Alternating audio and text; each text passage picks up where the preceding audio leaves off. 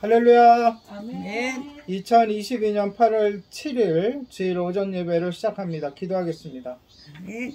거룩하신 하나님 아버지, 이 더위 속에서도 우리들 건강 잃지 않고 일주일 동안 주님의 은혜로 주님의 자녀로 살다가 이렇게 주일 오전에 함께 모여 예배할 수 있도록 인도해 주셔서 감사합니다. 아멘. 주님의 그 은혜의 시간 찬양으로 하나님께 영광 돌리오니 홀로 영광 받아주시고 우리의 마음의 문을 활짝 열어 주시옵소서. 감사를 드리며 예수님의 이름으로 기도드립니다. 아멘. 네, 찬양집 3집 31번 하나님의 은혜 찬양합니다.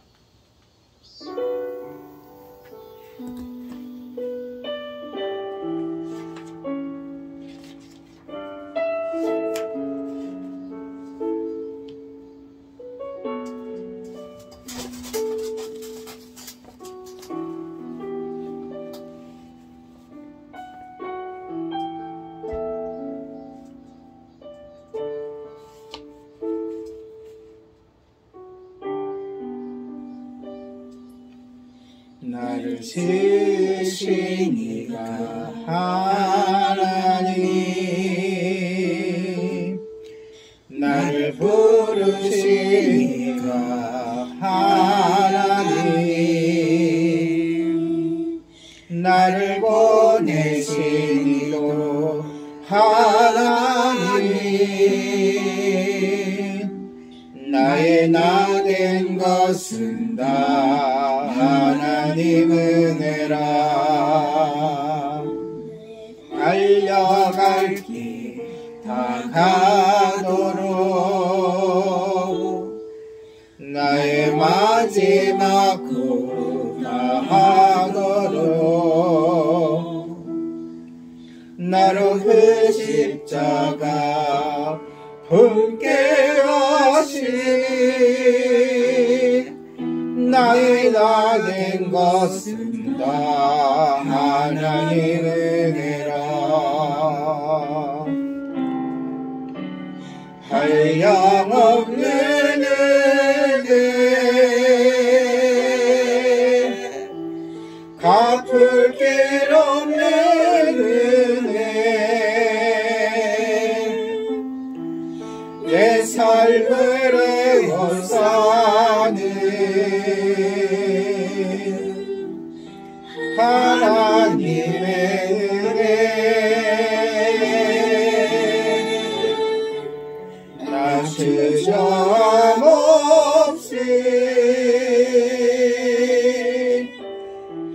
이 땅을 밝은 동 나를 붙드시는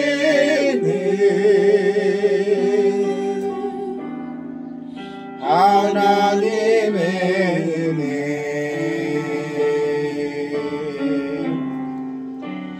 한량없는 은혜,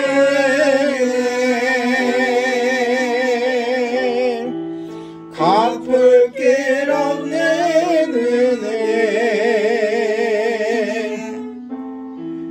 내 삶을 애워싸는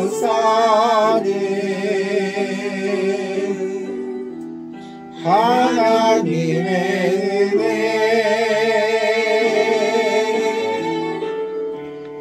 나 주저함 없이 이 땅을 밟은 동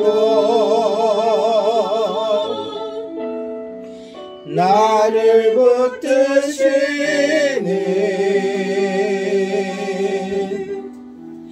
하나님의 은혜, 나를 붙드시는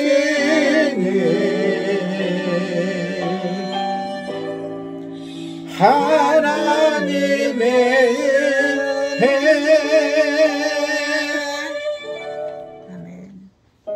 30번입니다. 주님이 올라가신 그 길, 사명 함께 찬양합니다.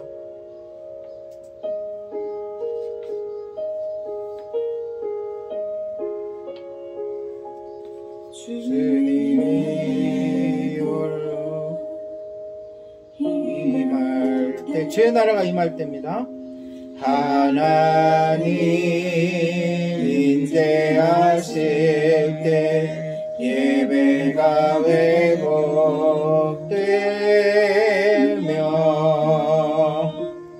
기적은 일어나네. 전능하신 주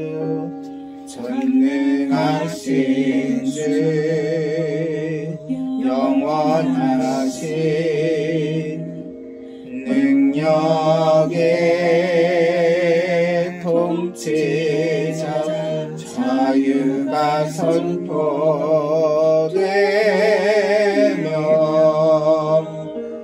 주 백성 돌아오네.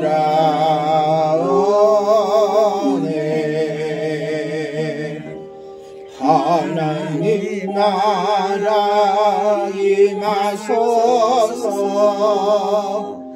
영광과 존귀 능력과 위엄 놀라운 사랑의 기적의 하나님 지금 이곳에 오소서. 하나님 나라 임하소서. 영광과 존귀 능력과 위엄 놀라운 사랑의 기적의 하나님 지금 이곳에 오소서. 이곳에 오소서. 아멘. 이 시간 아까 2번 눌려서 그래. 기도하겠습니다. 예배를 위해서 기도하는데요. 지난 한 주간 하나님께서 우리들을 인도해 주셨습니다. 그의 은혜 감사드리고 그럼에도 불구하고 지은 죄, 순종하지 못한 죄가 있다면 주님께 이 시간 고백하고 이 예배가 하나님께 온전히 성달되고 주님 기뻐 받으시는 예배가 되게 해달라고, 주의 말씀이 선포되어질 때 그 말씀이 우리의 마음에 심겨지고 그 말씀대로 순종하여 열매 맺게 해달라고, 그리고 말씀을 증거할 저를 위해서도 이 시간 하나님께 한 목소리로 기도하겠습니다. 기도합니다. 거룩하신 하나님, 주님의 놀라우신 은혜 감사를 드립니다. 주께서 우리의 삶 속에 함께하시고 인도해 주시고 주여, 주님의 은혜가 아니었다면, 주님의 사랑이 아니었다면, 주님의 돌보심이 아니었다면 주님 주님께 더욱 감사하게 되고 주님을 찬양하게 되고, 그러함에도 불구하고 주님의 말씀에 순종하지 못했던 것, 게을렀던 것 같아서 주님 용서하여 주시고 온전히 주님께서 우리들을 깨끗게 하여 주시고 주 예수 그리스도의 보혈의 피로 우리들을 정결케 하여 주시고 주님께 온전히 예배드리는 산제사가 되게 하여 주시옵소서. 영과 주를 드리는 참된 예배가 되게 하여 주시옵소서. 주님 예배를 훈령하여 주시고 오로지 주님께 먼저 우러서게 하시고 주님의 기쁨 되게 하여 주시옵소서. 말씀이 선포되어질 때 그 말씀이 우리의 마음속에 새겨지게 하여 주시고 그 말씀대로 살고자 결단하게 하여 주시고 순종하게 하여 주셔서 마침내 그 열매를 맺을 수 있도록 인도하여 주셔서 하나님 아버지 주님 말씀을 증거할 아버지와 저에게도 주의 성령께서 강하게 역사하여 주시고 주의 성령님의 은혜로 붙잡아 주셔서 귀한 말씀 준비한 말씀 바로 선포할 수 있도록 주님 인도하여 주시옵소서.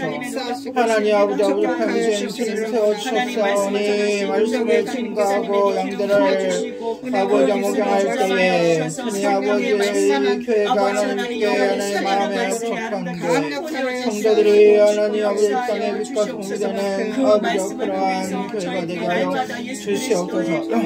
감사를 드리며 예수님의 이름으로 기도드립니다. 아멘. 그래서 하나님의 통로가 될 수 있게 도와주시옵소서.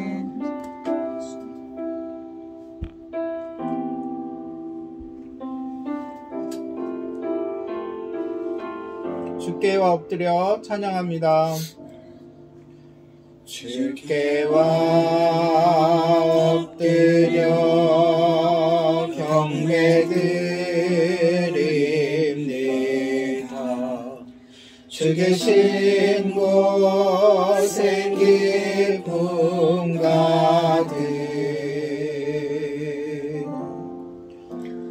무엇과도 누구와도 바꿀 수 없네.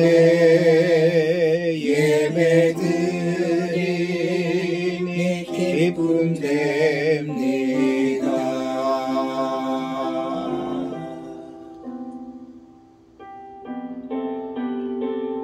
다시 한번 고백합니다.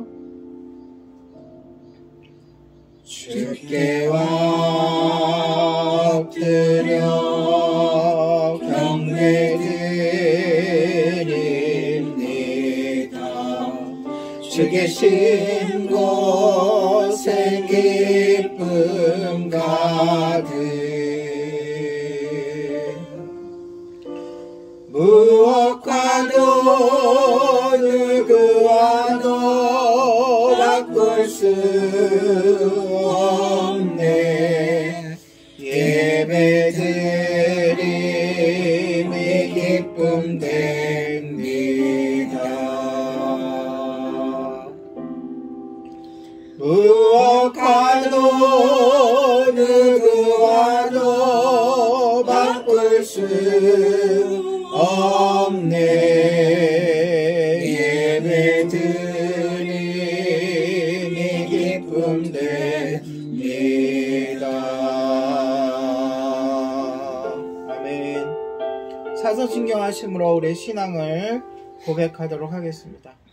전능하사 천지를 만드신 하나님 아버지를 내가 믿사오며 그 아들 우리 주 예수 그리스도를 믿사오니 이는 성령으로 잉태하사 동정녀 마리아에게 나시고 본디오 빌라도에게 고난을 받으사 십자가에 못 박혀 죽으시고 장사한 지 사흘 만에 죽은 자 가운데서 다시 살아나시며 하늘에 오르사 전능하신 하나님 우편에 앉아 계시다가 저리로서 산자와 죽은 자를 심판하러 오시리라. 성령을 믿사오며 거룩한 공예와 성도가 서로 교통하는 것과 죄를 사하여 주시는 것과 몸이 다시 사는 것과 영원히 사는 것을 믿사옵나이다. 아멘. 찬송가 456장, 새 찬송가 456장, 통일 찬송가 509장,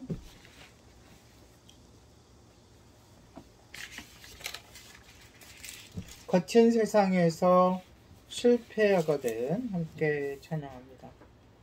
새 찬송가 456장, 통일 찬송가 509장, 거친 세상에서 실패하거든 1절, 2절 간주, 3절, 4절 찬양하겠습니다.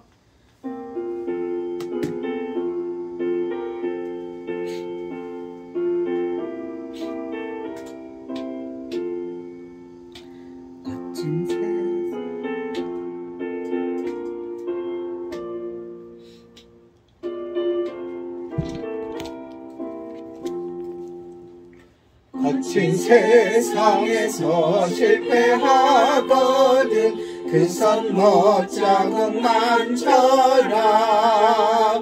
고된 일 하다가 힘을 얻으리 그 선 못 자국만 쳐라. 그 선 못 자국만 쳐라. 그 선 못 자국만 쳐라. 주가 널 지키며 인도하시리 그 선 못 자국만 쳐라.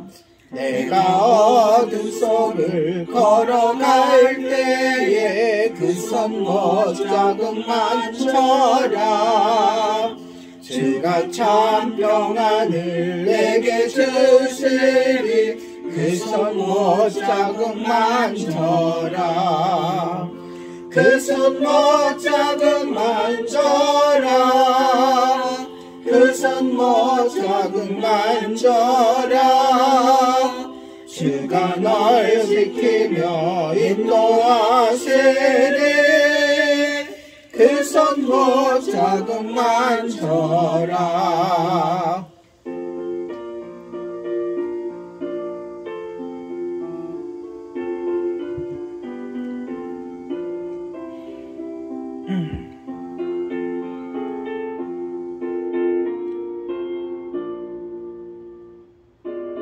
(3절입니다) 내가 부활의 주 따라가려면 그 손못 자국만 져라. 내가 주 안에서 길이 살리라. 그 손못 자국만 져라. 그 손못 자국만 져라. 그 손못 자국만 져라. 주가 널 지키며 인도하시니 그 손못 자국만 져라. 너의 죄악의 짐 무거울 때에 그 손못 자국만 져라. 마음은 열고서 주를 모셔라. 그 손못 자국만 져라. 그 손못 자국만 져라. 그 손못 자국만 져라. 주가 널 지키며 인도하시니 그 손못 자국만 져라. 아멘. 이 시간 합심기도 하도록 하겠습니다. 주님께서 올해 우리에게 주신 기도 제목 3가지, 자기를 돌아보고 점검하며 내려놓는 성도가 되게 하소서, 자기의 십자가를 발견하고 감당하는 성도가 되게 하소서, 예수님을 알고 믿고 열심히 따르는 성도가 되게 하소서 기도하시고, 더불어서 이 나라가, 우리나라를 위해 기도하는데요. 우리나라가 정의, 진리, 공정, 공평한 나라가 되게 해달라고. 너무나도 어려운 시대를 지나고 있습니다. 세계적으로도 어려운 시대이고, 전쟁과 또 전염병 유행과 또 국내적으로는 정치적인 어려움도 있고 있습니다. 이때에 우리 믿는 자들이 진짜 각 요소에서 빛과 소금의 역할을 잘 감당하게 해달라고. 그리하여 우리들은 구별된 자로서 정의를 지키고 진리를 수호하고 공정과 공평을 추구하는 그리스도인들이 되게 해달라고 기도하시고, 후원하는 곳을 위해서도 함께 기도해 주시기 바랍니다. 기도하겠습니다.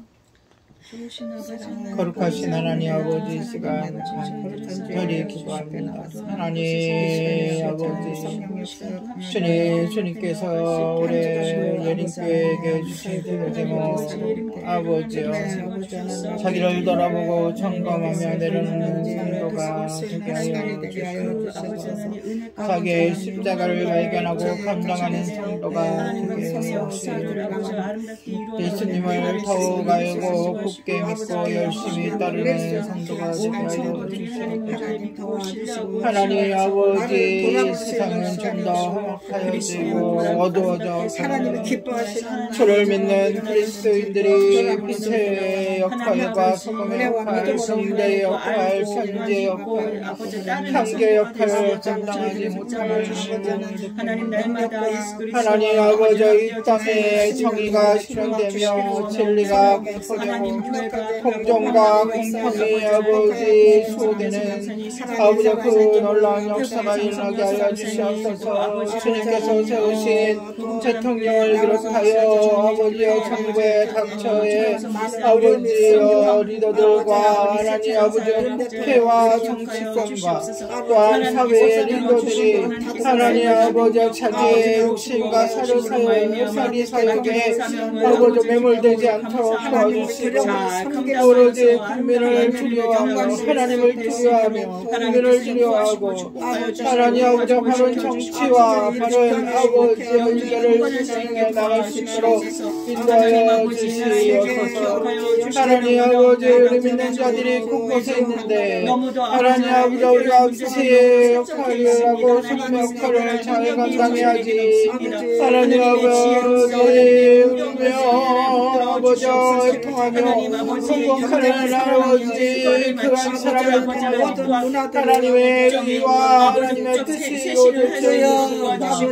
하나님 아버지 이 땅에 아버지 하나님의 아버지 나라가 하나님의 나라가 선포되어지며 임하며 하나님의 아버지 주님의 아버지와 기세에 따라 하나님 아버지 탓에 물들지 않고 하나님 자기의 의와 않으며 아버지 아버지 정의를 실행하며 진리를 수하게 하여 주시고 공정과 공평을 추구하여 주시옵소서.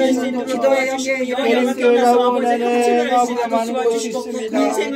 하나님 아버지 온전한 교회와 아버지 하나님의 교회 그들과 주님의 교회 하나님 아버지 박기성 목사님과 아버지 조병성 목사님 내 사역과 가정과 건강을 위하여 기도하오니 하나님 무엇보다도 경제가 하나님의 뜻이 이루어지며 하나님 아버지여 구원의 아버지여 토류가 될 수 있도록 선포될 수 있도록 인도하여 주시옵소서. 그렇게 아버지 김성재 성전님과 하나님 아버지 신성재 성전님 또한 네분과 하나님 아버지 태국의 장성현 성교사님 네분 하나님 아버지 주님의 뜻을 이뤄가며 생명을 구원해가며 하나님 아버지 일어날 수 있도록 인도하여 주시옵소서. 하나님 아버지 성경국의 사역과 하나님 아버지 이스라엘 사역자의 공부하고자 사역에 담겨 주시옵소서. 하나님 아버지 이 땅에 주님의 나라가 속히 임할 수 있도록 인도하여 주시고 하나님 아버지 주님의 때를 주님의 오실 그날을 준비하며 열심히 그 순간까지 최선을 다하여 복음을 증거하며 생명을 구하는 온심을 쏟는 우리 모두가 될 수 있도록 주님 함께하여 주시옵소서.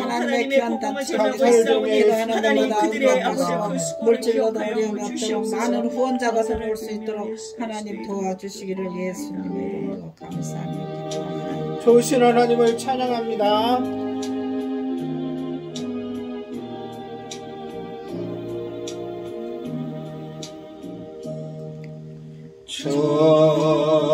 좋으신 하나님 좋으신 하나님 참 좋으신 나의 하나님 우리의 기도를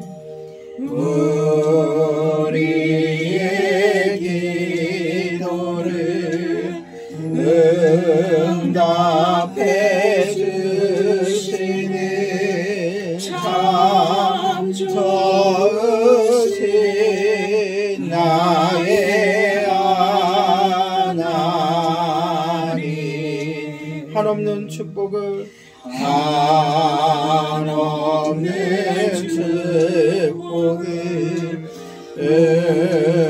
우리에게 주시는 참 좋으신 나의 하나님. 할렐루야. 아멘. 하나님 말씀 함께 보겠습니다. 오늘 함께 나눌 설교 제목은 정의와 진리와 공평입니다. 우리가 율법의 모토 주제이기도 한 오늘 본문을 통해서 정의 또 진리 공평을 어떻게 이뤄갈지 한번 살펴보도록 하겠습니다. 본문은 출애굽기 23장 1절로 9절입니다. 출애굽기 23장 1절로 9절. 제가 한 절, 여러분이 한 절, 마지막 절을 함께 읽도록 하겠습니다. 너는 거짓된 풍설을 퍼뜨리지 말며 악인과 연합하여 위증하는 증인이 되지 말며 다수를 따라 악을 행하지 말며 송사의 다수를 따라 부당한 증언을 하지 말며 가난한 자의 송사라고 해서 편벽되이 두둔하지 말지니라. 내가 만일 내 원수의 길이를 소나 나귀를 보거든 반드시 그 사람에게로 돌릴지며 내가 만일 너를 미워하는 자의 나귀가 짐을 싣고 엎드러짐을 보거든 그것을 버려두지 말고 그것을 도와 그 짐을 부릴지니라. 너는 가난한 자의 송사라고 정의를 굳게 하지 말며 거짓 일을 멀리하며 무지한 자와 의로운 자를 죽이지 말라. 나는 악인을 의롭다 하지 아니하겠노라.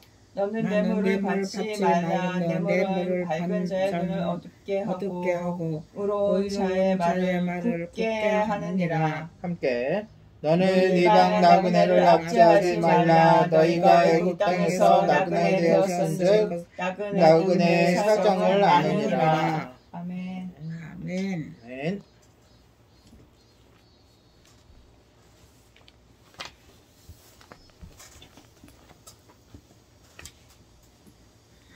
오늘 본문은 23장의 서두인데요. 서두에서 어떻게 그리스도인들이 본문에서 이제 하나님의 백성인 이스라엘 백성들이 어떻게 정의와 진리와 공평을 가야 하는지를 이제 구체적으로 얘기하는데 율법은 말 그대로 10계명의 그 10가지 계명을 어떻게 실제적으로 이루어가며 순종해가며 살 것인가를 또 보여주기도 하죠.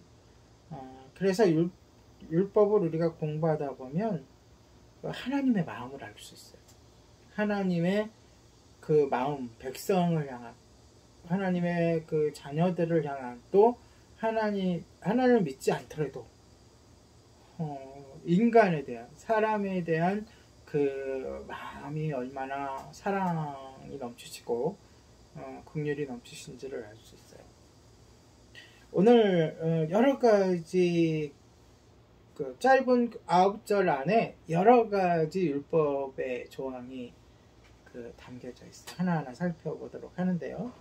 이제 같은 주제끼리 묶어서 한번 살펴볼게요.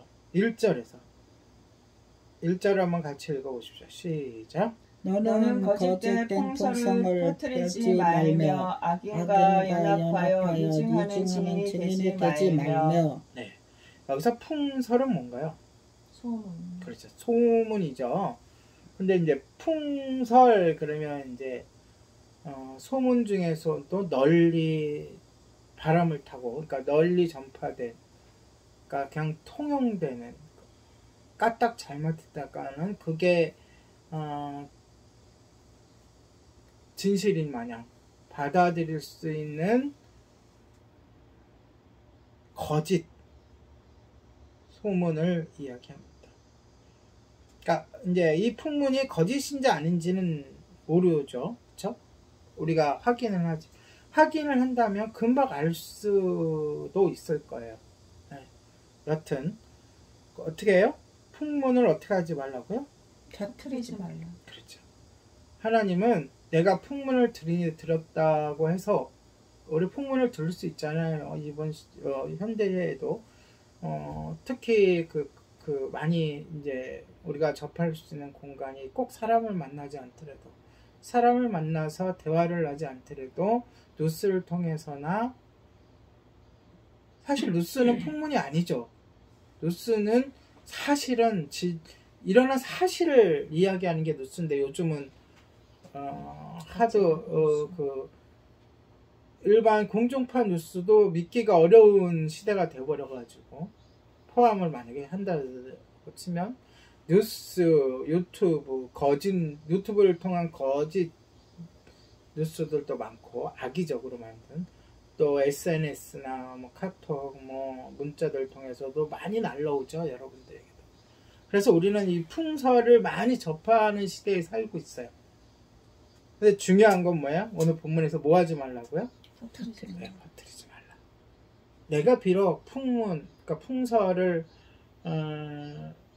많이 접하더라도 이것을 재생산하지 말라. 내가 굳이 그것을 누구한테 전달하거나 그것을 옮겨, 심지어 오늘날 따지면은 어떤 정보가 나한테 들어왔어요. 내가 이 정보가 옳은 것인지 틀린 것인지 당장에 분별할 수 없잖아요. 그 온 것을 리트윗, 다시 말해서 다른 카톡이나 다른 사람에게 전달하는 것조차도 율법을, 하나님의 명령을 어기는 거예요. 그러니까 저는 굉장히 안쓰럽고 죄스럽고 또 안타까운 게 뭐냐면, 제가 소속되어 있는 카톡이 많이 있어요. 하루에 내용만 따지면은 1000건이 훌쩍 넘게 오는데, 근데 그 카톡의 단체방에 기독교 단체들이 카톡이 많단 말이에요. 기독교 연맹이라든지 교육자 연맹. 그런데 우리가 믿는 우리들이 그런 곳에도 너무나 많은 확인되지 않는 소문들을 우리들이, 특히 저는 목사니까 목사 카톡방도 많잖아요. 특히 목사들도 그런 것들을 많이 올리고 퍼뜨린단 말이죠. 근데 오늘 본문을 우리가 마음속에 담아둔다면 그래서는 안 되죠. 그렇죠? 네. 왜? 하나님이 하지 말라고 했으니까. 네.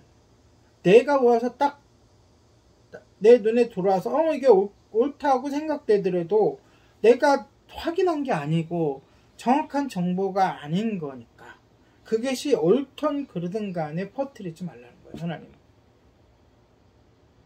그것이 오늘 1절에 제일 먼저 나오는 것이고, 그것의 잘못된 무게와 이어서 따라오는 잘못된 무게가 같다는 거예요. 무슨 얘기인지 알겠죠? 소문을 퍼뜨리는 것과 악의적으로 거짓 증인이 되는 것은 동일한 죄라는 거예요. 같은 무게의 죄라는 거예요. 그러니까 우리는 그렇게 생각해요. 그까짓 거 내가 받았던 소문 내가 옳다고 얘기하는데 사람들을 전해주는데 그게 무슨 법정에서 악의적으로 증인을 쓰는 거랑 똑같은 잘못이냐라고 생각할 줄 몰라도 똑같은 잘못이라는 거예요. 하나님 보시기에는. 왜 그럴까요? 이것은 바로 정의를 무너뜨리고 진리를 훼손하는 거기 때문에 그래요.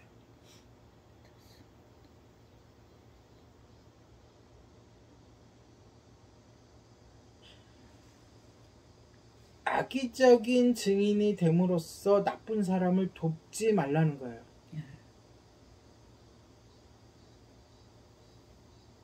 여기서 악의적이라는 단어는 그 안에 어떤 내용이 들어있는가 하면, 첫 번째, 잔인한 거예요. 보통 어떨 때 이러한 일이 벌어지죠? 누군가를 모함할 때, 누군가를 억울하게 몰아세우고 벌 주고 그러려고 할 때,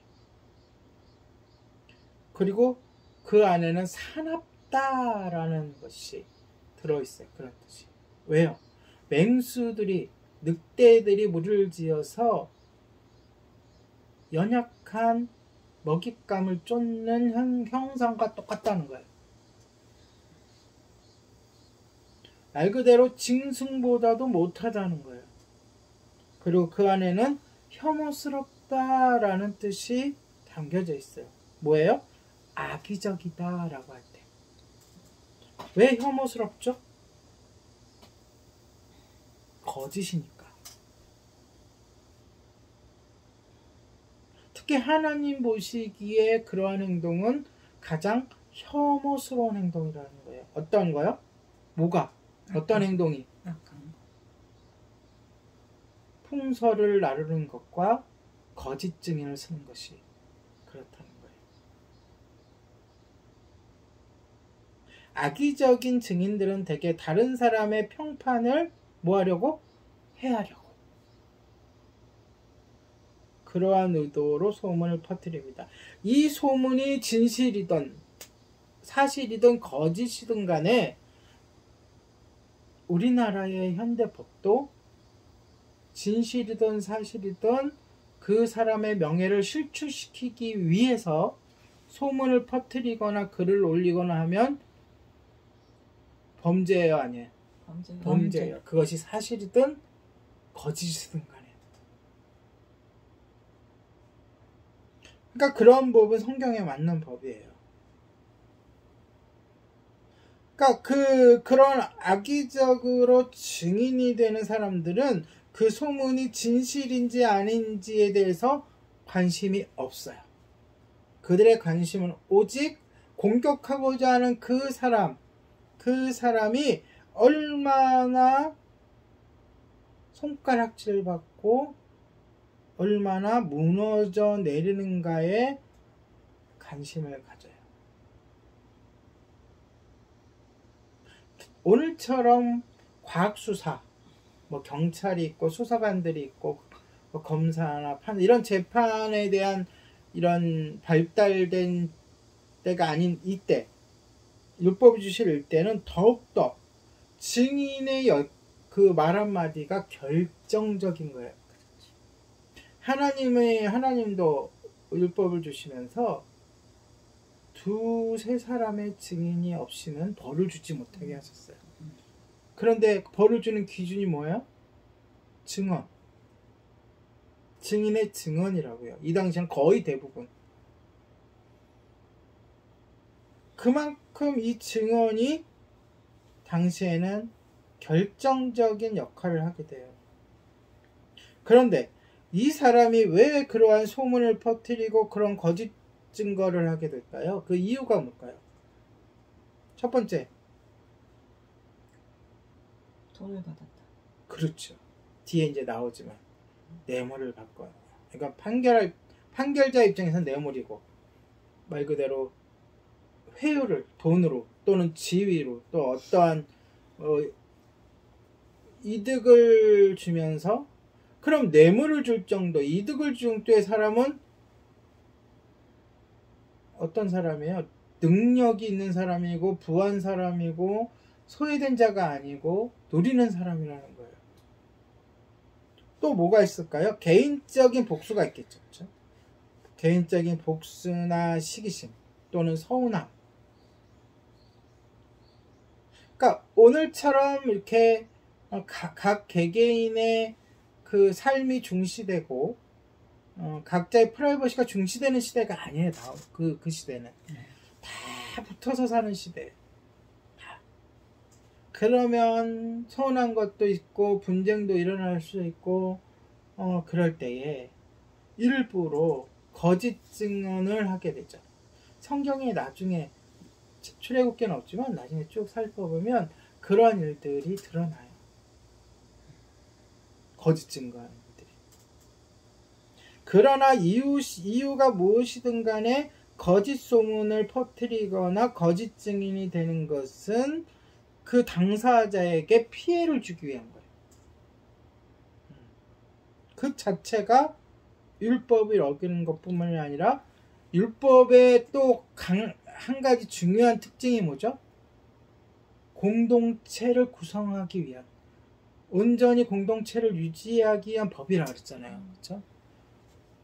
말 그대로 그런 공동체성이 깨어지는 거예요. 이를 증명하듯이 잠언에는 우리의 혀가 얼마나 능력이 있고 얼마나 큰 역할을 하는지를 이야기하고 있어요. 그것도 잠언을 시작하면서 1장에, 잠언 1장 27절 21절 제가 읽어드릴게요. 죽고 사는 것이 혀의 힘에 달렸나니 혀의 힘을 쓰기 좋아하는 자는 어떻게 된다고요? 혀의 열매를 먹으리라.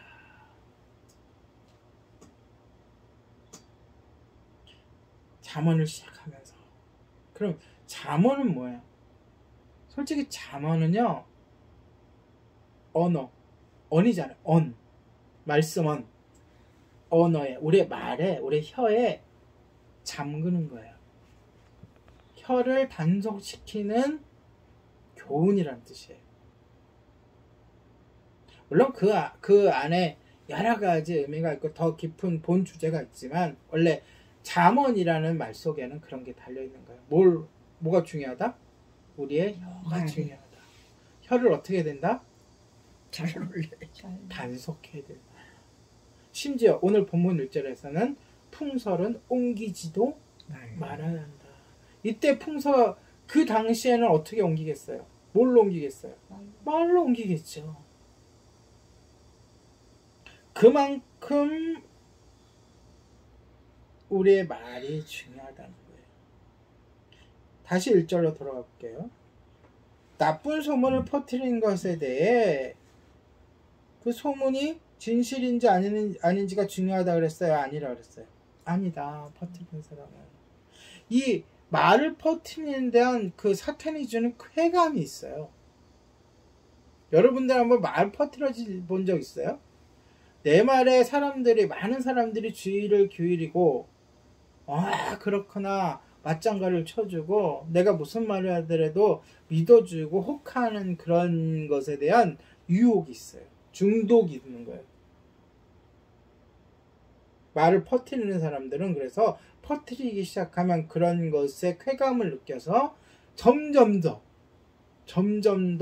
그 일에 매진하게 돼요. 그것이 꼭 누구에 대한 악감정이나 그런 게 아니더라도.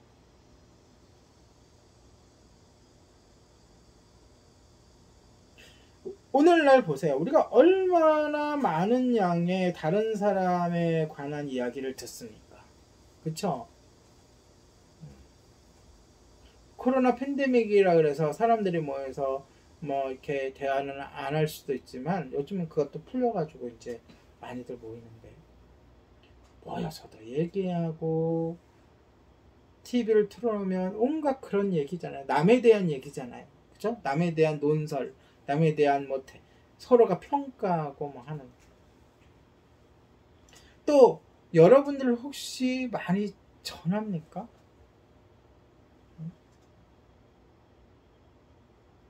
여러분 특히 조심해야 돼요. 남에 대한 남 얘기는 하지 말라. 하나님은 하지 말라고 했어요. 아멘. 하지 않는 여러분 되시기를 축복합니다. 아멘. 그러면서 중요한, 그거에만 전념하지만 그 뒷구절, 악의적인 증인이 됨으로써 나쁜 사람을 돕는 것에도 우리가 집중을 해야 돼요. 이게 굉장히 우리 사회를 어둡게 만드는 거예요. 그러니까 이 사회가 시대에 따라서 시대 사조라는 게 있어요. 뭐냐면은 사람들이 어느 시대는 굉장히 우울해. 또 어느 시대는 굉장히 자신에 대해 포기하는 시대가 있어. 또 어느 시대에는 좀 폭력적으로 가는 시대도 있어요. 그 이제 시대 사조라고 하는데, 이런 것들 꼭 법정에서만 거짓 증인이 되나요? 그건 아니죠.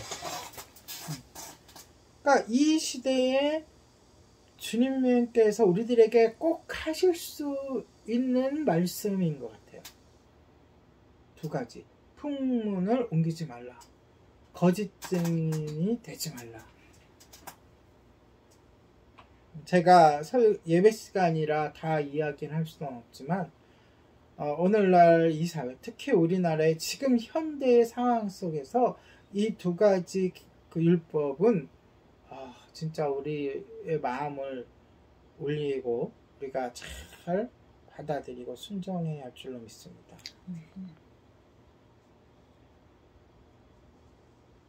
특히 그 나쁜 사람이 나의 친구나 나의 편이었을 때 우리가 증인을 많이 쓸 수 있어요. 거짓 증인이 될 수 있어요.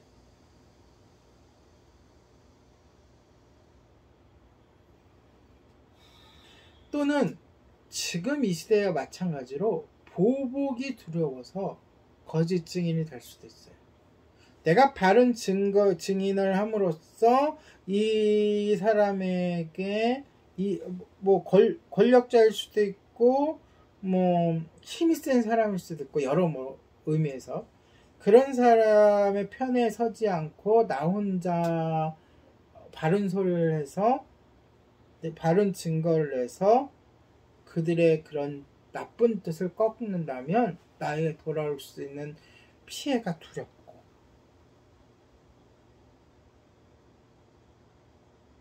지금 혹시 그런 시대에 살고 있지 않나 한번. 그러니까 나쁜 부류에는 여러 가지 정말로 권력을 갖고 있고 정말로 그 나쁨의 중심에 있는 사람이 있는가 하면 또 한편으로는 그 나쁨의 중심에 있는 사람이 권력자이고 가진 자이고 힘이 있다고 할 때에 그에게 아부하면서 잘 보이려고 하는 사람이 있고 또 그 주위에는 그 바깥에는 그에게 가담하지 않음으로써 받을 피해를 생각하고 두려움에 빠져서 그쪽으로 휩쓸러 가는 사람들이 있는 거예요. 무슨 얘기인지 알겠죠? 우리는 그 세 종류의 사람이 돼서는 안 돼요. 뒤에 나오겠지만 나 혼자라고 할지라도 나 혼자 바른 일을 하려고 할지라도 그 길을 택해야 돼요. 그러니까 민주주의는 뭐죠? 민주주의의 제일 원칙 다수결이죠. 네. 우리가 뭐 어떤 일에 부딪히고 어떤 일이 있을 때 물론 그 안에 합의가 있어야 되고 논의가 있어야 되고 서로 양보가 있어야 되지만 결과적으로 맨 끝에 어떤 결정을 할 때는 뭐죠? 다수결에 의해서 결정해서 그 법칙에 의해서 정해진 법에 의해서 뭐 과반수 이상일 때 찬성을 한다든가 뭐 그 효력이 발생한다든가 아니면 3분의 2의 찬성을 받아서 한다든가 다 다수결이지만 하나님은 민주주의라고 할지라도 그 다수가 나쁜 방향으로 간다면 잘못된 방향으로 간다면 그 다수를 따르지 말고 소수에 서서 진리를 외치고 정의를 외치고 하나님의 공의와 공평을 추구하라는 거예요. 그것이 우리의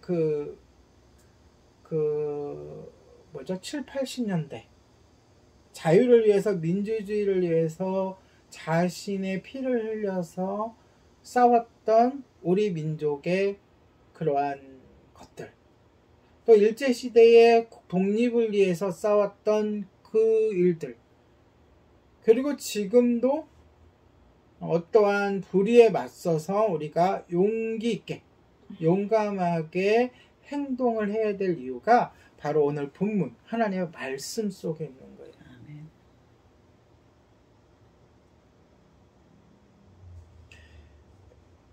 아멘. 또 넘어가서 7절로 한번 가볼게요. 같은 내용이에요. 7절은 뭐라고 썼죠? 7절 한번 같이 읽어보십시오. 시작. 거짓 일을 멀리하며 무죄한 자와 의로운 자를 죽이지 말라. 나는 악에 의롭다 하지 아니하겠노라. 예. 뭐 하지 말며? 거짓 일을 멀리해라. 거짓 일을 멀리하는데 이 뜻은 뭐예요? 거짓 일들이 일어나고 있어요. 그리고 대다수의 사람들이 그 일을 추구하고 있다고 생각해 보십시오. 그렇다면 많은 사람들이 그 일에 휩쓸려 들어가서 할 수 있다는 거예요. 네. 그런데 어떻게 하라고요? 그것을 어떻게 하라고요? 멀리하라.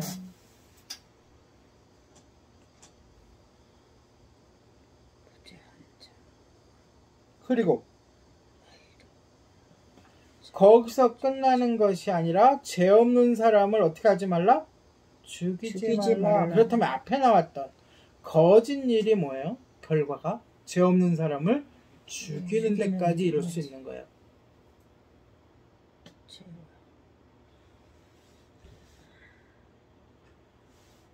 율법에 따라서 누구를 미워하거나 모함을 해서 거짓 증거, 내가 저 두 사람이 간음한 것을 봤어요 라고 두 사람이 증언을 했다고 해요. 반드시 내가 봤습니다.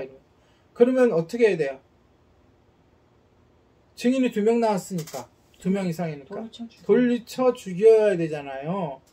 그런데 앞만 봐도 그 거짓 증언인 거를 내가 알겠어요.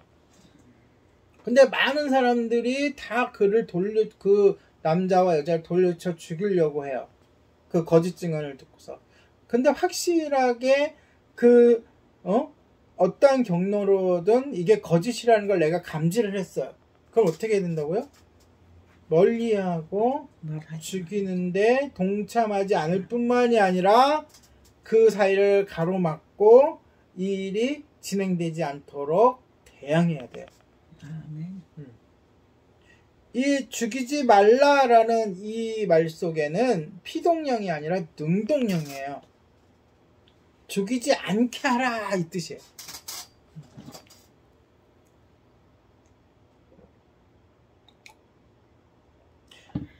죄 있는 자와 그를 보호해주는 자는 그들의 행위에 대한 하나님의 진노를 피할 수 없게 됩니다. 반면 죄 없는 자를 죽인 자 또한 반드시 하나님의 진노, 하나님의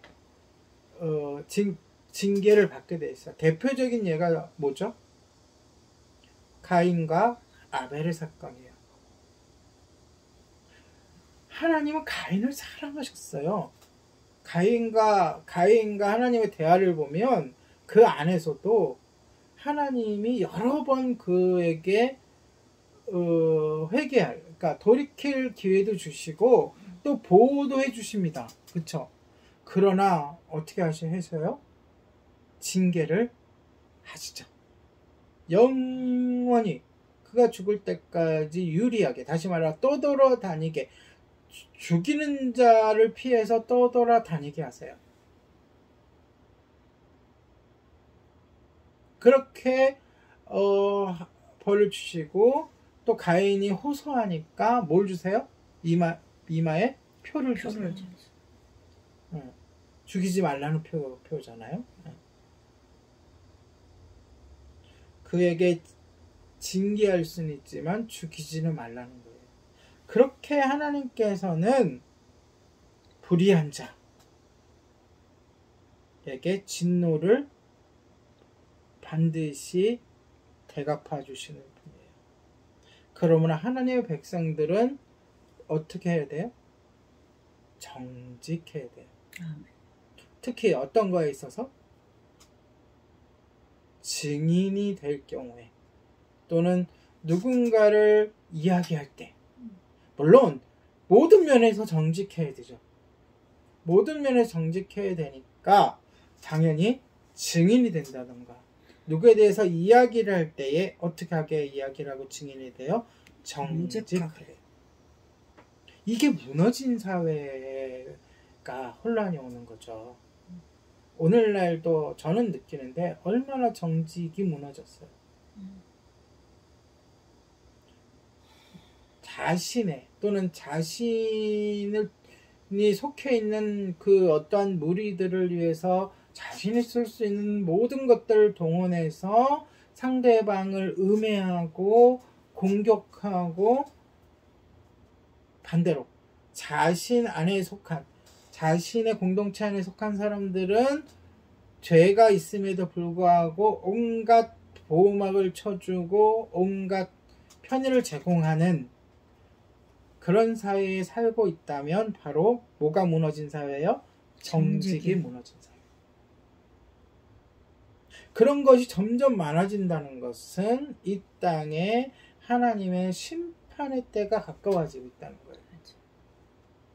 예수님도 그랬어요. 주님이 오실 때 가까워지면 사람이 사람을 모함하고 공격하고 말 그대로 정직이 무너진 사회, 공의가, 공평이, 정의가, 진리가 무너진 사회가 될 겁니다. 여러분, 내가 정직해야 노력을 해야 되지만 이 땅은, 이 세상은 반대로 갈 거예요. 이 세상의 결말을 이미 주님께서 우리들에게 보여주셨기 때문에 그러하면 그럴수록 우리는 더욱더 정직해야 됩니다. 아멘. 그러므로 인해서 우리가 밝게 빛나야 돼요. 빛을 발해야 돼요. 아멘. 소금이 돼야 돼요. 다시 2절로 가볼게요. 자, 2절 한번 읽어볼게요. 시작. 다수를 따라 악을 행하지 말며 송사의 다수를 따라 부당한 증언을 하지 말며. 굉장히 중요한 얘기가 나옵니다. 무엇을 따라? 다수를 다수를 따라 악을 행하는 일, 다수를 따라 부당한 증언을 하는 일들이 일어난다는 거예요. 거기에 동조하지 말라는 거예요. 거기에 섞여 들어가지 말고 거기에 속하지 말라는 거예요. 이거 굉장히 무서운 겁니다. 다수라는 게.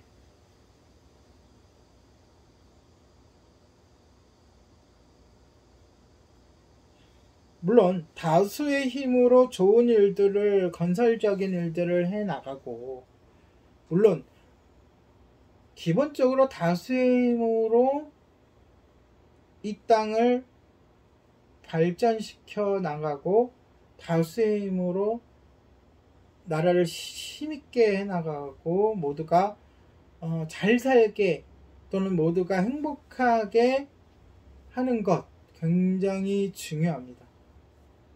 그런데 이게 반대로 이런 다수를 이용해서 나쁜 일이 벌어진다면 그 피해는 어마어마하고요.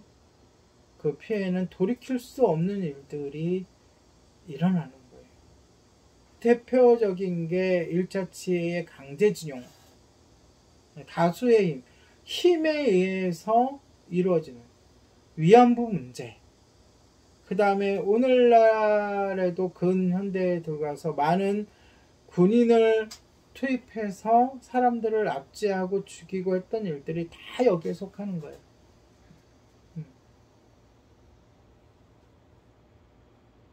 이 다수를 따라가는 것이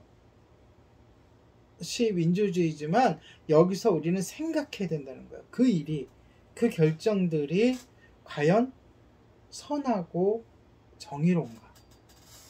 하나님의 뜻에 맞는가? 그 일이 선인가 악인가? 부당한 것인가 정당한 것인가를 살펴보아야 합니다. 하나님은 분명히 얘기하죠. 다수와 함께 공정한 재판을 방해하는 일을 하지 말라고. 그리고 그러니까 여론에 침몰되지 말라고. 그 여론의 홍수에 우리가 휩쓸려 가지 말아야 돼요. 여론은요, 뭐죠? 여론이 뭐예요? 많은 사람들의 공통된 의견을 모으면 그것이 여론이 돼요. 그때 반드시 파악해야 될 게 그 본질을 파악해야 되는 거예요. 많은 사람들이 가고 있다 그래서 우리가 휩쓸려 가면 안 되는 거예요. 아멘. 그 본질이 무엇인가? 예를 들어서 정의를 추구하고 민주주의를 실현하고 온전히 나라를 발전시키고 국민을 행복하게 하는 여론이라면 우리가 함께하고 따라가고 힘을 보태주는 것이 맞지만 반대로 누군가를 죽이려 하고, 그 죽이라는 게 꼭 목숨을 앗아가는 게 아니죠. 그렇죠? 누군가를 압제하고 누군가를 또는 어느 집단을 꼼짝 못하게 하려고 만드는 여론들이 많이 있거든요. 그런 것들에 휩쓸려서는 안 됩니다. 그것이 오늘 2절에서 이야기하는 거예요. 자, 다수를 따라 악을 행하지 말고, 이것은 개인이죠. 내가 따라가지 말라는 거. 그 다음에 똑같은 말이지만 앞에 뭐가 붙어요? 송사. 송사가 뭐죠? 재판. 옳고 그름을 가리는 일. 그렇죠? 그것이 재판도 될 수 있고 꼭 재판정에서 하는 것이 아니더라도 여론 같은 것이 될 수도 있고, 또 어떤 뉴스가 올라왔을 때 댓글이 될 수도 있어요. 우리가 여론 재판 이런 얘기도 많이 하죠. 그렇죠? 여론이 재판을 해서는 안 돼요. 하지만 우리가 여론 재판이라는 말을 하는 것은 그런 일들이 비일비재하게 벌어지고 있기 때문에 우리 모두는 그러한 일에 어떻게 하라고요? 멀리하고 하지 말아야 합니다. 자, 정의가 방해되는 데는 또 한 가지 이유가 있는데요. 그것이 바로 편애예요. 편애가 뭐죠? 한쪽만 사랑하는 건데 대부분 한쪽만 사랑합니다. 그런데 이 편애는 가진 자, 힘 있는 자를 따르는 편애가 아니고, 오늘 본문에 나와 있는 편애는 3절이에요. 가난한 자를 긍휼히 여겨서 생기는 편애. 송사에 있어서 그들에게 편애를, 편벽대의라는 말은 너무나 어려운 옛말인데, 그들에게 이런 거 있죠. 우리가 또 조심해야 될 게 뭐냐면, 부자들, 갖고 있는 자들은 다 나쁜 짓을 해서 갖고 있는 것이다, 나쁜 사람들이다, 자, 그렇게 생각하는 면이 있어요. 뭔가 부정한 일을 했으니까 부자가 됐겠지, 이렇게 생각하는 면이 있어요. 그래서는 안 된다는 거예요. 가난한 자든 부자이든 송사에 있어서, 다시 말해서 법 앞에, 법정에 와서는 옳고 그름을 가릴 때는 어떤 이치에 있어야 된다고요? 공평한 이치에 있어야 된다. 그래서 편애를 해서 잘못을 저지른 가난한 사람에게 지나친 긍휼을 베푸는 것은 안 된다. 아니, 그를 도와주지 말라는 게 아니에요. 도와주는 건 도와주는 거고, 죄를 지었으면 뭐 해야 된다? 벌을 줘야 된다는 거죠. 또 송사, 부자와 가난한 사람이 송사가 붙었어요. 옳고 그름, 여러 가지가 있겠죠. 그쵸? 뭐 돈을 빌려갔다가 못 갚았다든지 뭐 여러 가지 있을 때에도 공평하게, 본문이 율법이니까 율법에 의해서 공평하게, 오늘날에는 법에 의해서 공평하게 처리해야 된다라는 건데, 오늘날의 문제는 뭐죠? 그렇게 안 보인다는 거죠. 반대로 간다는 거죠. 가진 게 없고 가난한 사람에게는 너무 엄한 벌이 주어지고, 이 공평하다는 것은요, 똑같은 벌을 주라는 게 아니에요. 그의 처지에서 합당한 무게의 벌을 주라는 거예요. 뭐 부자이고 가진 게 많은 사람은 그 상황에서 합당한 무게의 벌을 주라는 거예요. 우리나라도 이제 그러한 법들이 이제 그 형벌들이 이제 생겨나기도 하죠. 기업에게 주는, 그 기업이 어떠한 과실을 여러 번 저지르게 되면 벌금이라든가 벌을 좀 중하게 주는 그런 것이 있는가 하며 이것은 꼭 법에만 의한 게 아니고요. 조세, 세금을 줄 때도 마찬가지고요. 형편에 맞게. 그러니까 벌을 이렇게 안 주지 말고 벌을 주되 그에게 합당한. 그러니까 우리가 벌을 줄 때에 받는 사람 입장에서 받는 충격이 각각 다르단 말이죠. 물론 현대인의 법으로서 이걸 다 적용할 수는 없어요. 당시에 하나님의 법으로서 정하라는 거죠. 그래서 뭐예요? 가난한 자들에게 긍휼한 마음이 있다고 하더라고요. 그러니까 긍휼한 마음이 있는 것이 원칙이에요. 네. 네, 율법 전체에 보면 가난한 자들을 위한 법이 굉장히 많아요. 그렇죠? 하나님은 기본적으로 가난한 자, 소외된 자를 위한 율법을 만드신 거예요. 그러함에도 불구하고 뭐가 걸렸을 때? 송사가 걸렸을 때. 송사가 걸렸을 때는 편애하지 말고 법대로 적용을 하라. 그래야 공동체가 유지되죠.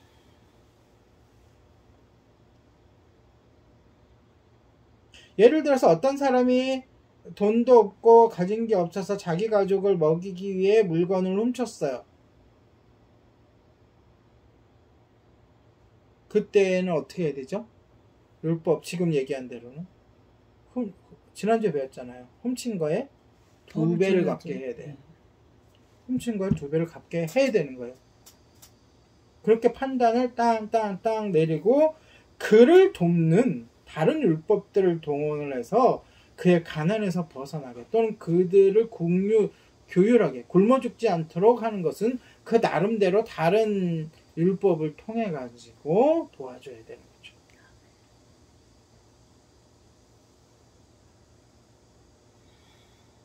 그러니까 가난한 사람이라는 이유로 용서받아서는 안 되는 거예요. 그리고 반드시 그들이 자신의 지은 범죄에 대한 대가를 치러야 그 죄를 안 짓겠죠. 사람은 간사합니다.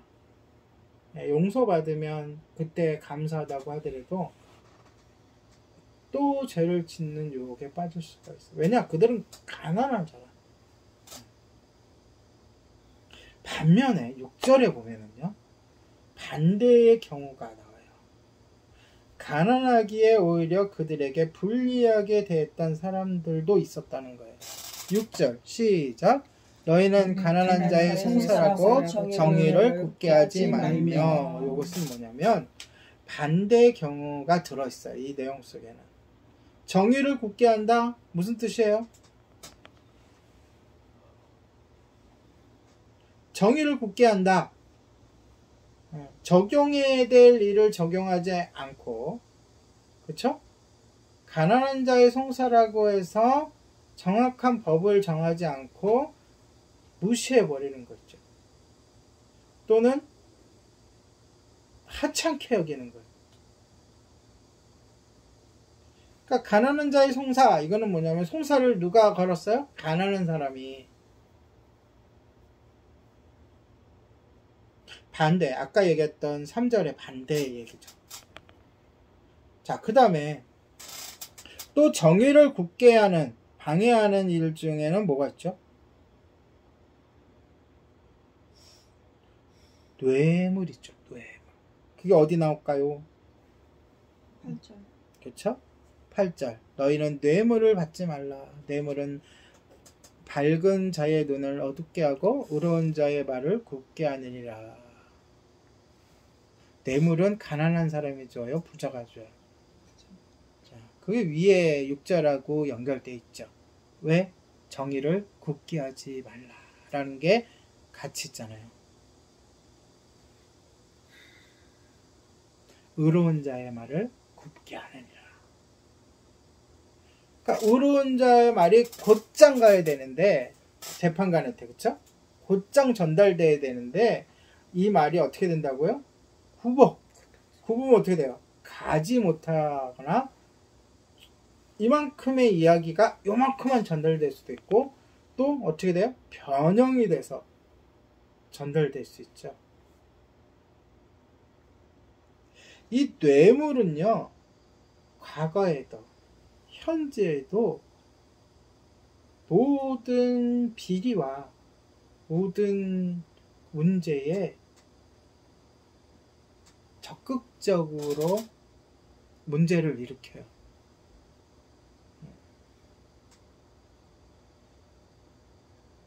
돈을 주는 것만 뇌물이 아니고요.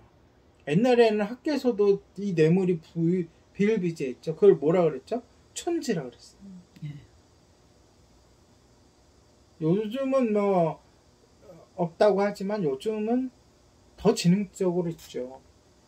꼭 이 돈을 주는 것도 문제가 왕왕 밝혀지지만 뭐죠?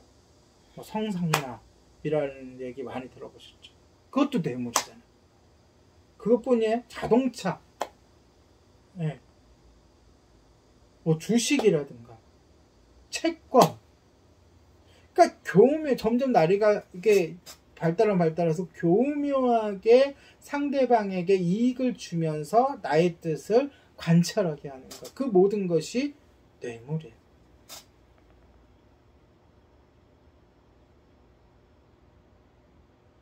뇌물은 곧 뭐랑 연결되어 있죠? 판결.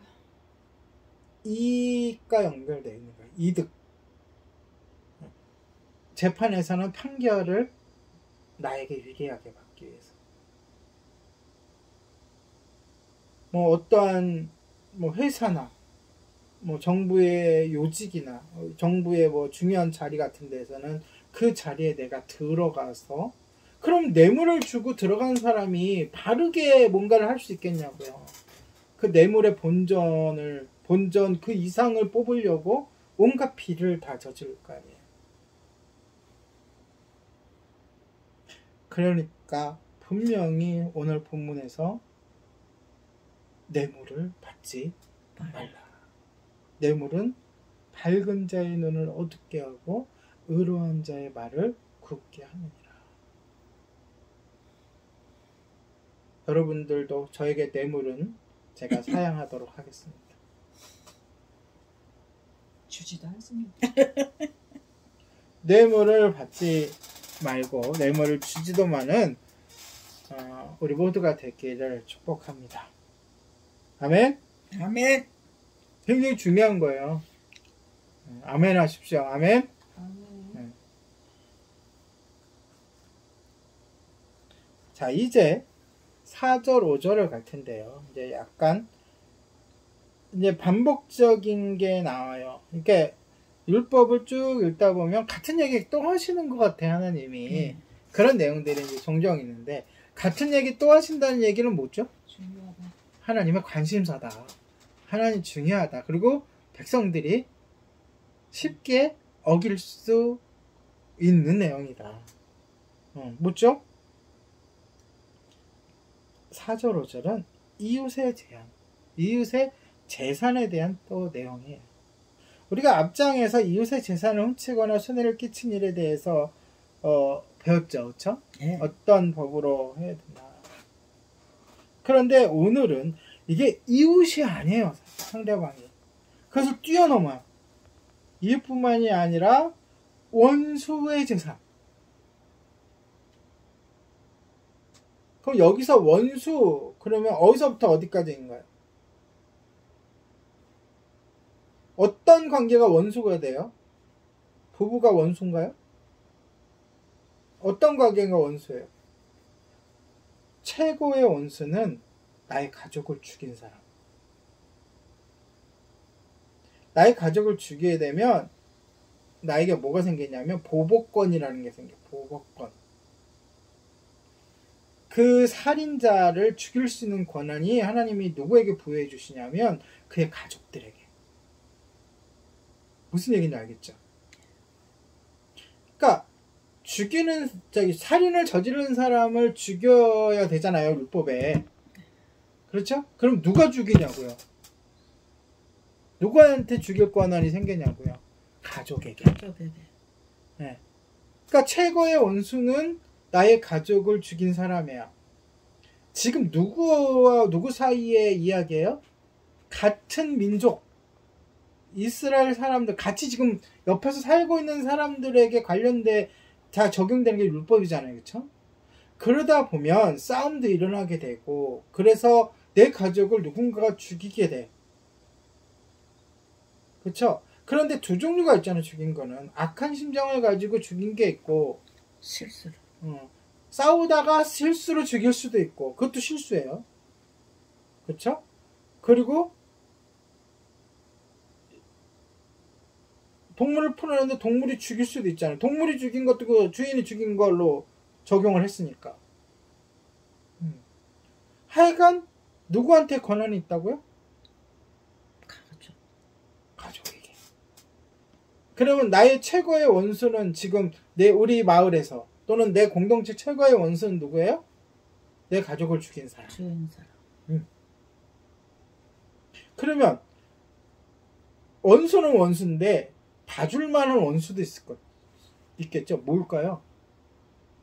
말 그대로 도둑질, 내 재물을 훔쳐간 사람. 여기서 얘기하는 원수는 그 모든 사람을 얘기하는 거예요. 모든 사람 중에 반드시 죽여야 할 사람을 빼고, 아니면 죽여야 할 사람의 가족이든 뭐 그런 사람부터 최고로 그러니까 제일 약하게 해보자. 가난해서 어쩔 수 없이 내 물건이나 내 곡식이나 내 그 가축을 훔쳐간 사람까지 누구를 막론하고 간에 어떻게 하라고요? 그가 어려움에 처했을 경우에 뭐 해줘야 된다고요? 도와줘야 된다. 라는 게 하나님의 법이에요. 받아들일 수도 없을 수도 있어요. 이 법을. 그러함에도 불구하고 어떻게 해야 된다? 도와줘야 된다. 예를 들어서 그가 나귀를 끌고 짐을 싣고 나귀를 끌고 가다가 그 무거워서 나귀가 쓰러졌어. 내가 그걸 목격을 했어요. 내가 원수인데 어떻게 된다고요? 잠시 그 마음은 담아두고 얼른 달려와서 그 짐을 내려주고 나귀를 세워주고, 여긴 없지만 더 나아가서 그 나귀가 뭐 죽거나 짐을 못 실을 정도가 되면 내 나귀의 그 짐까지 실어줘서 말 그대로 그의 재산까지도 뭐 해줘야 된다고요? 보호해줘야 된다. 원수 갚는 일은 하나님께 있죠. 그런데 하나님이 율법을 통해서 원수 갚는 일을 우리에게 임하신 경우가 있어요.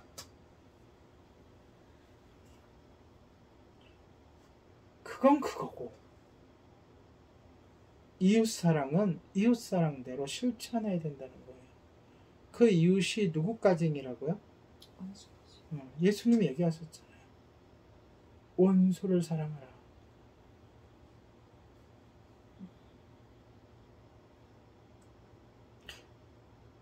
이 내용이 왜 여기에 들어있을까요? 지금 정의 얘기했죠. 재판 얘기했죠. 다수의 또 뇌물 얘기했죠. 그런데 또 원수 사랑까지 들어가요. 그것이 동일한 하나님의 관심사라는 거예요. 정의를 세우고, 오늘 제목이 뭐예요? 설교 제목이 정의와 진리와 공평이라는 거예요. 정의와 진리와 공평을 세우는 데 있어서 원수까지도 사랑하는 것이 하나님의 뜻이라는 거예요.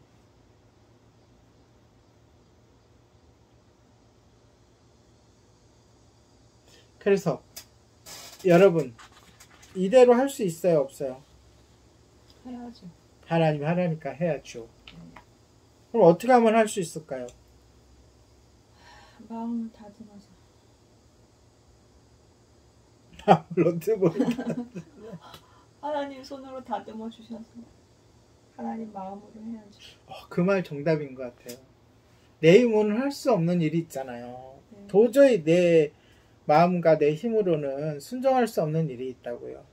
그때 우리는 뭘 떠올라야 돼요? 즉시 예수 그리스도의 십자가를. 우리가 하나님께 원수였다니까요. 예수 그리스도의 십자가를 떠올리면서 해야 돼요.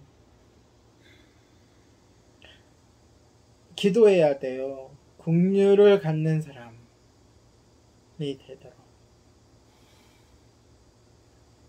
나중에 또 뒤에 보면 원수의 소나 아기가 길을 잃고 헤맬 때 어떻게 된다고요? 앞에 있었던가요? 찾아줘야 된다. 끌고 그 원수의 집까지 갖다 줘. 예, 안전하게 갖다 줘. 이게 하나님의 사랑이에요. 이게 앞에 얘기했던 재판에서의 편애와 원수를 향한 편애 거잖아요. 이웃만 나에게 잘해주는 사람만 사랑하고 원수를 미워하는 건 편애잖아요. 두 종류의 편애가 있는 거예요. 편애를 갖지 않도록 해야 돼요. 그럼 어떻게 해야 돼요? 우리들의 감정을 하나님께 토로하고 그 대신 그 빈자리를 예수님의 십자가의 사랑으로 담아놔야 돼요.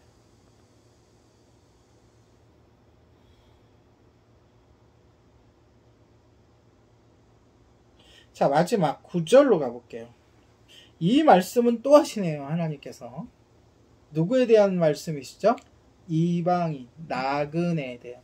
본문에 보니까 이방 나그네라고 정확하게 집어지고 있어요. 이 뜻은 뭐냐? 그냥 우리 그 이스라엘 민족 중에 나그네가 생길 수 있죠. 그렇지. 왜냐? 그 지파별로 모여서 살고 있으니까. 무슨 죄를 짓거나 팔려갔거나 무슨 일로 인해서 다른 그 지파로 이렇게 종으로 들어갈 수 있고 또 나그네 생활을 할 수 있고 그런 사람 말고 온전한 이방 나그네. 무슨 뜻이에요? 혹시 그들이 하나님을 섬기지 않는 사람이라 할지라도 그러니까 그들의 그 풍속이 이스라엘 사람들의 풍속과 다를지라도 뭐 하지 말라? 압제하지 말라. 여러분 압제 당해 보셨어요? 전 당해봤어요.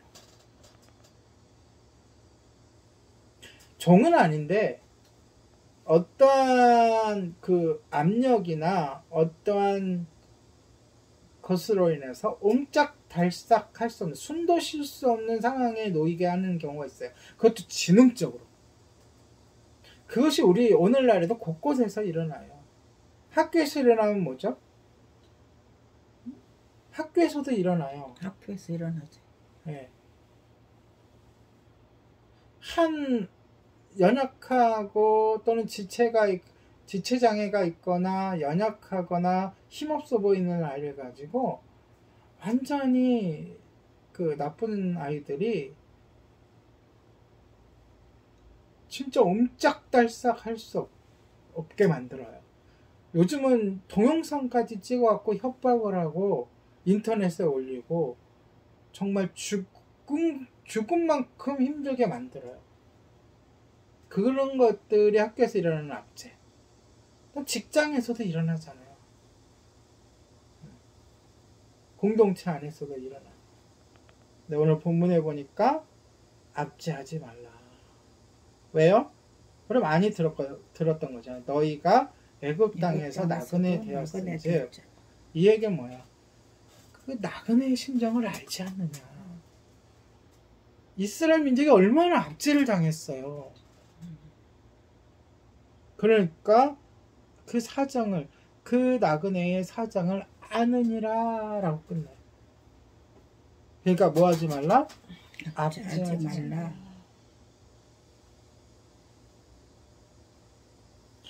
비록 그들이 하나님의 도를 따르지 않고 즉 하나님을 믿지 않고 옷도 다르게 입는 등 문화가 다른 거죠.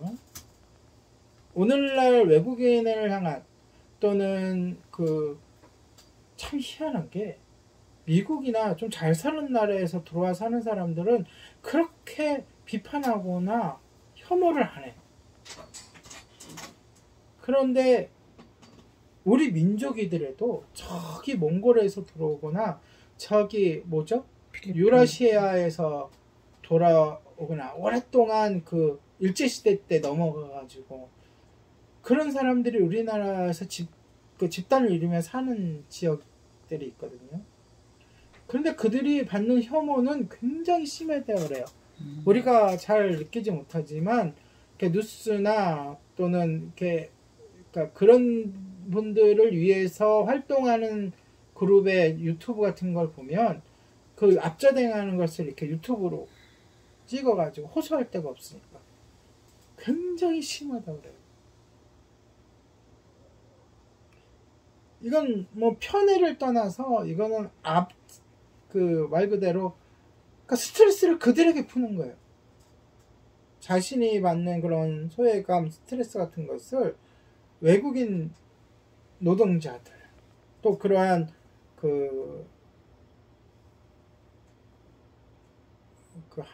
들어와 사는 탈북민들 또 조선족들 그런 분들에 대한 혐오가 굉장히 많죠. 압제를 이렇게 당합니다. 근데 하나님은 분명히 압제하지 말래요. 오늘 이렇게 그 구절까지 해서 뭐죠? 이웃사랑에 대해서 일단락을 하나님 짓고 다음 주에는 또 십계명의 안식일, 안신년에 대해서 또 이야기해 주십니다. 물론 제가 늘 얘기하잖아요. 십계명 딱 이분법적으로 1계명부터 4계명까지는 하나님을 향한 사랑, 5계명부터 10계명까지는 이웃을 향한 사랑이라고 단정 짓지 말고 그 모든 게 하나님을 위한 사랑이고 이웃을 위한 사랑이라는 것을 우리가 알아야 돼요. 그것은 다음 주에 자세하게 나눌 거예요.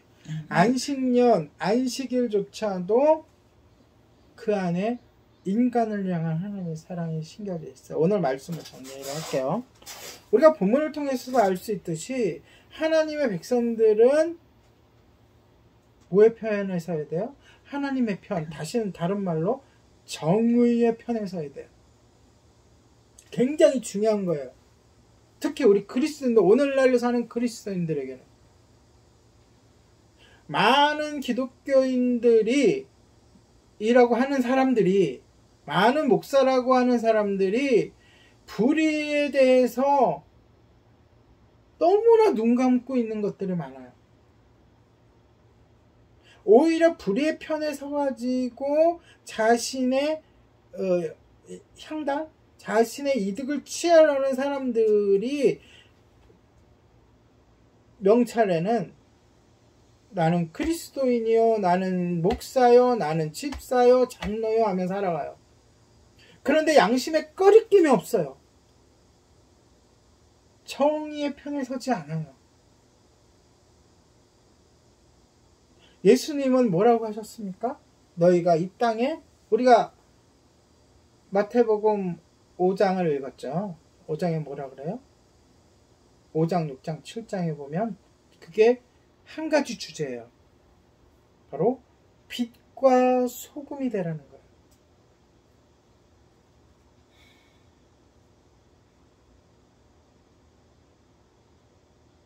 그게 오늘 본문의 이야기예요. 정의를 추구하며 살아라. 빛으로 살아라. 소금으로 살아라. 그런데 오늘날 우리 사회를 보고 우리의 이 상황을 보면 곳곳에 그리스도인들이 있을 텐데, 그렇죠? 심지어 제가 너무나 슬픈 게 뉴스나 이런 데 나오는 불의를 저지르는 사람들의 많은 사람들이 교회 다니는 사람들이라는 거예요.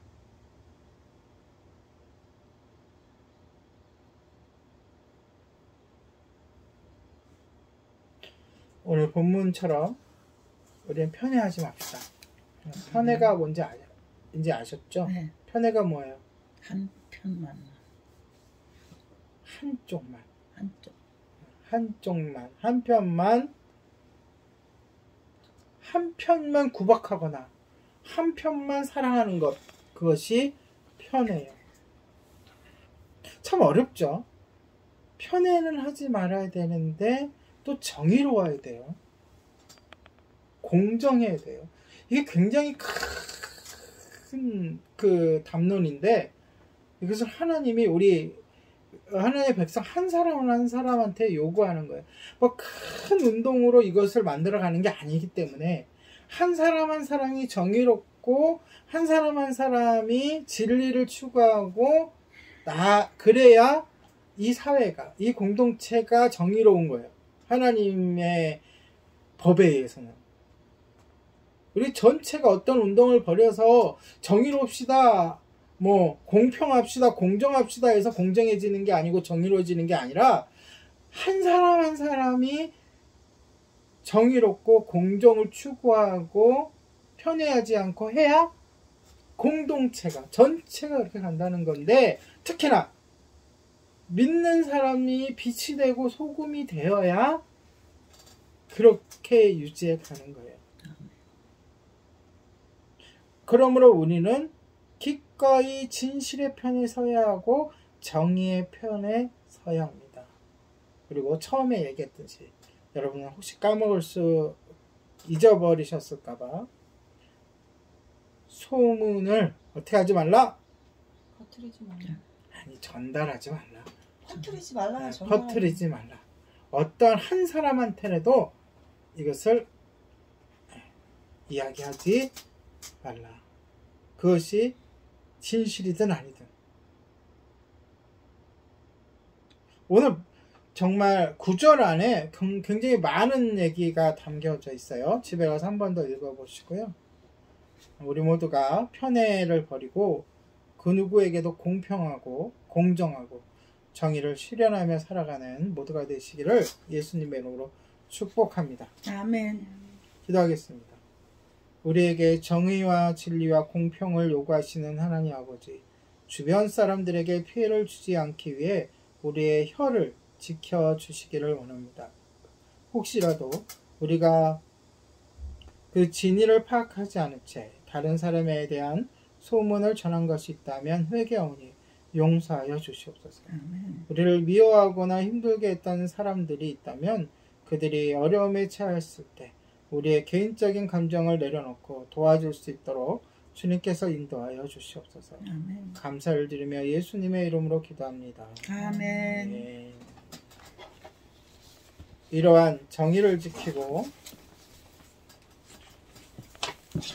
진리를 수호하며 공평을 추구하는 일들이 우리 일상 속에서 늘 있기를 원하면서 함께 찬양합니다.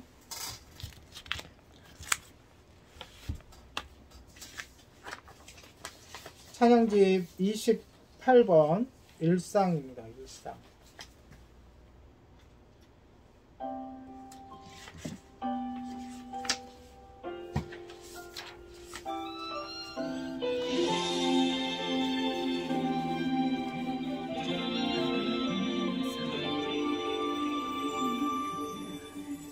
나를 보내사 서게 하신 곳, 가장 귀한 곳이 바로 이곳이라. 내게 주신 곳 광야와 같아도 믿음과 소망 가지고 최선을 다하리. 나의 작은 삶 주께 드릴 때 나의 삶을 통해 주 영광 받으리. 내게 맡기신 가장 귀한 이곳 감사와 순종으로 오늘을 살리라. 나의 일상을 통해 하나님께 영광을, 나의 일상을 통해 생명의 복음을 내게 맡기신 이곳, 나를 부르신 곳에 하나님의 나라가 이루어지길 원합니다.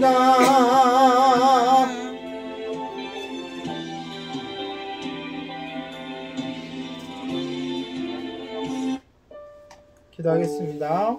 거룩하신 하나님 아버지, 오늘 주님께서 우리에게 주신 율법 속에 스며져 있는 공정과 공의, 정의와 진리에 대해서 다시 한번 생각할 수 있게 해주심을 감사합니다. 우리 한 사람 한 사람이 이 땅에 빛과 소금이 되어 이 어두워져가는 세상 비추고 맛을 낼 수 있도록 인도하여 주시옵소서. 주님께 감사하는 마음으로 헌금했습니다. 이 헌금이 하나님께 영광을 돌리는 것에, 믿지 않는 영혼들을 구원하는 곳에, 또한 연약한 자들을 돕는 것에 사용되게 하여 주시고, 감사하는 마음으로 헌금한 손길에도 주님께서 약속하신 복을 내려 주시옵소서. 지금은 우리 주 예수 그리스도의 은혜와 하나님의 사랑과 성령님의 교통하심이 하나님의 뜻에 따라 정의를 수호하며 진리를 지키며 공평과 공의를 향하는 모든 성도 위에 함께 있을지어다. 아멘. 하나님께